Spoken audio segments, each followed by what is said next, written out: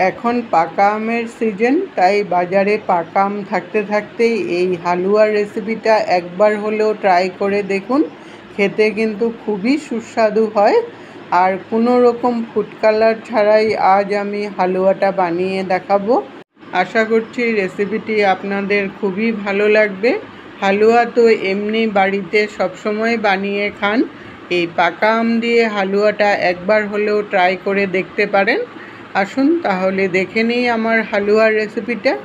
আমি এখানে একটা পাকা আম নিয়েছি, আর এই রেসিপিটা বানাতে হলে আমটা যেন একদম পাকা হয় আর মিষ্টি হয়, আর কালারটাও যেন একদম হলুদ হয়, তাহলেই রেসিপিটা দেখতেও ভালো লাগবে আর খেতেও কিন্তু খুব ভালো লাগবে।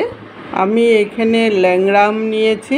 ল্যাংড়া আমের একটা সুন্দর গন্ধও থাকে, তাই আলাদা করে রেসিপিটার মধ্যে কিন্তু কোনো এলাচ বা কোনো কিছু দেওয়ারও প্রয়োজন হয় না। আমের কিন্তু একটা সুন্দর গন্ধ করবে হালুয়াটার মধ্যে। আর ল্যাংড়া আমের খোসা ছাড়াতে কিন্তু খুবই সহজ, একটু টান মারলেই খোসাগুলো কিন্তু খুলে আসে। আমি এক বাটি সুজির আন্দাজে একটা আম নিয়েছি। আপনারা যদি বেশি করে বানান তাহলে আমের পরিমাণটা আরেকটু বাড়িয়ে দিবেন। আমটাকে এখন ছোট ছোট করে পিস করে নেব। ছোট ছোট রেসিপির নোটিফিকেশন পেতে হলে আমার চ্যানেলটাকে সাবস্ক্রাইব করে পাশে থাকা বেল আইকনটাকে ক্লিক করে অল অপশানে ক্লিক করে রাখবেন, তাহলে সবার আগে নোটিফিকেশন আপনাদের কাছে পৌঁছে যাবে। রেসিপিটা যদি আপনারা ফেসবুক পেজ থেকে দেখেন তাহলে পেজটাকে ফলো করে নেওয়ার অনুরোধ রইল। পুরোটা আম আমি ছোট ছোট করে পিস করে নিলাম।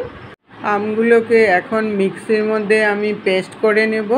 মিক্সির মধ্যে পেস্ট করে নিলে পেস্টটা কিন্তু বেশ সুন্দর স্মুথ হবে, আর রেসিপিটা তখন খেতেও ভালো লাগবে আর মিশবেও সুন্দর করে।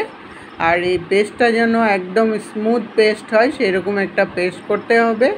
আম এমনিতেও নরম জিনিস, খুব তাড়াতাড়ি পেস্ট হয়ে যায়। পেস্টটা আমার হয়ে গেছে, একদম স্মুথ একটা পেস্ট করে নিয়েছি।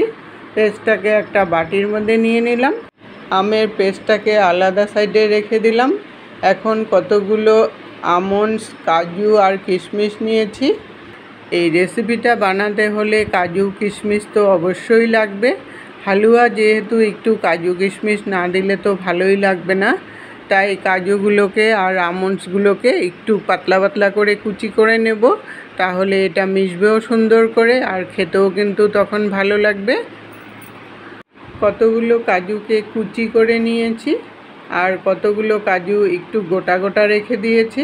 হালুয়াতে কিন্তু একটু গোটা গোটা কাজু দিলেও বেশ ভালো লাগে, দেখতেও ভালো লাগে আর খেতেও ভালো লাগে। এখন আমি হালুয়াটা বানানো শুরু করব। কড়াই বসে 2 চামচ ঘি দিয়ে দিলাম। ঘিটা একটু গরম হয়ে যাওয়ার পর তারপর কাজু আর কিশমিশগুলো একটু ভেজে নেব ঘিয়ের মধ্যে, তাহলে ঘিয়েরও একটা সুন্দর গন্ধ করবে কাজু কিশমিশের মধ্যে, আর ভিতরে একটা ঘিয়ের গন্ধ গেলে খেতেও কিন্তু খুব ভালো লাগবে। 2-3 মিনিট ভাজার পর যখন হালকা লাল কালার হয়ে গেল তখন কাজু কিশমিশগুলো নামিয়ে নিলাম। ওই ঘিয়ের মধ্যে আমি আরও 2 চামচ রিফাইন্ড অয়েল দিয়ে দিলাম। আপনারা ইচ্ছা করলে পুরোটাই কিন্তু ঘি দিয়ে বানাতে পারেন। একটা তেজপাতা ছিঁড়ে দিয়ে দিলাম। তেজপাতাটাও একটু ভাজা করে নিলাম। তারপর 1 বাটি সুজি দিয়ে দিলাম। সুজিটাকে এখন ভাজা করে নেব, হালকা ব্রাউন কালার যতক্ষণ না হয়ে যায় ততক্ষণ পর্যন্ত ভাজা করতে হবে।